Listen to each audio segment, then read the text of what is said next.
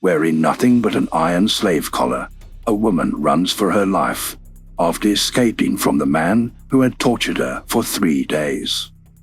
Her daring escape would bring to life the sadistic crimes of one of the most evil serial killers in history. Let's examine the case of David Parker Ray, the Toy Box Killer.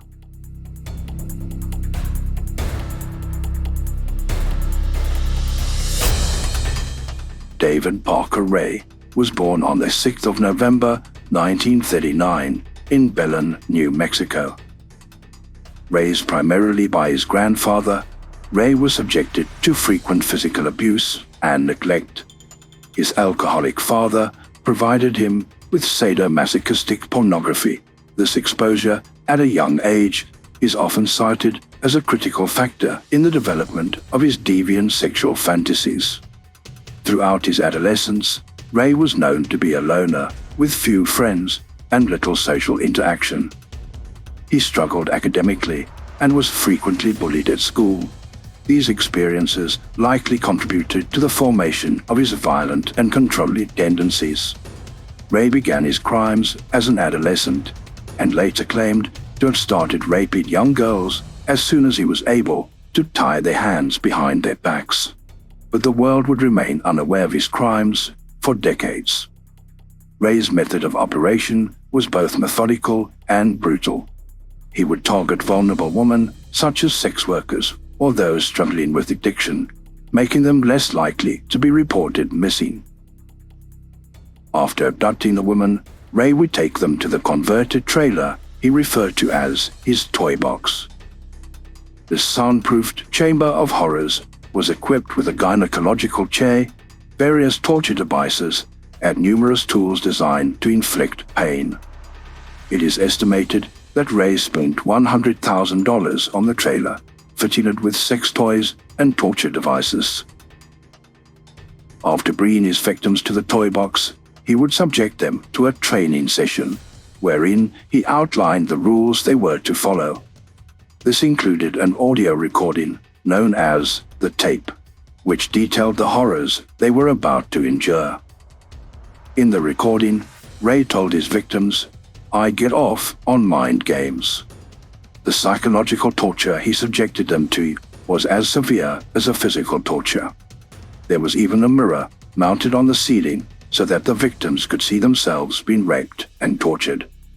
David Parker Ray would keep the woman in his evil dungeon for up to 3 months, during which time he would subject them to unimaginable abuse, using whips, chains, pulleys, straps, clamps, surgical blades, electrical shock, and saws. He also allowed his accomplices to rape them. Ray would then either murder his victims and dispose of the bodies, or use various drugs to induce amnesia in his victims, making it difficult for them to recall the details of their captivity once they were released. Ray's accomplices included Dennis Roy Yancey, his girlfriend Cindy Andy, and his daughter Glenda Jean Ray. David Parker Ray's psychological profile reveals a deeply disturbed individual with a pronounced sadistic personality disorder. His actions were driven by a need for control and domination, deriving pleasure from the suffering of others.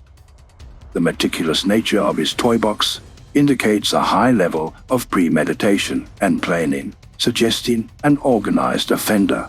His ability to recruit accomplices, including his own daughter, points to a manipulative and charismatic personality capable of exerting significant influence over others. The exact number of victims that Ray tortured and murdered in the toy box is unknown, but is estimated to be between 60 and 100.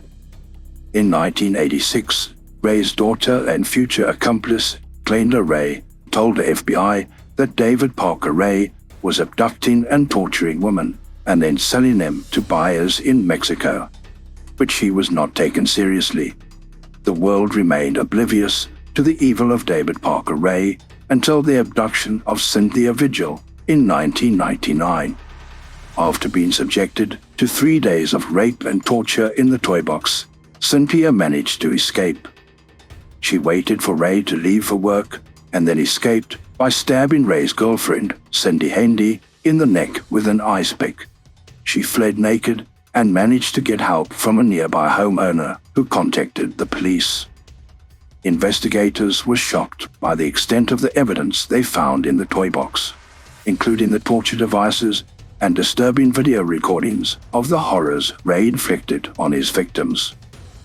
Items belonging to many women were also found in the toy box, and during the investigation, other women came forward collaborating the gruesome details of Ray's crimes. However, despite there being as many as 100 victims, to date, not a single body of any of David Parker Ray's victims has been found. His accomplice, Cindy Hendy, claims that the bodies were dismembered and buried or dumped in Elephant Butte Lake. If Glenda Jean Ray is to be believed, then some victims may have suffered the fate of being sex trafficked into Mexico. Despite the overwhelming evidence, there were no bodies, and Ray managed to avoid the death penalty by agreeing to a plea bargain. In 2001, he was sentenced to 224 years in prison for abduction and sexual torture. Ray agreed to show authorities where he had buried his victims. However, after serving less than a year in prison, he died of a heart attack in 2002, and the bodies have never been found.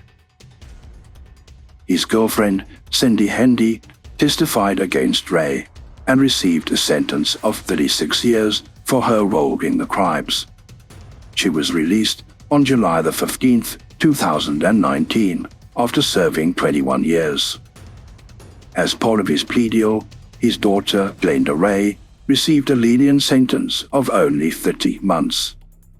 Ray's other accomplice, Dennis Roy Yancey, pleaded guilty to the murder of 22-year-old Marie Parker and was sentenced to 30 years. He remained in prison until 2021.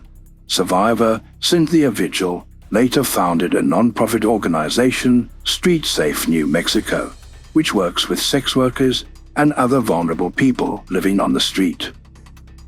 The psychological and physical scars left on his victims serves as a grim reminder of the profound impact of such heinous crimes. David Parker Ray's legacy is one of horror and tragedy. His sadistic crimes, conducted within the confines of his meticulously crafted toy box, reveal the darkest aspect of human nature.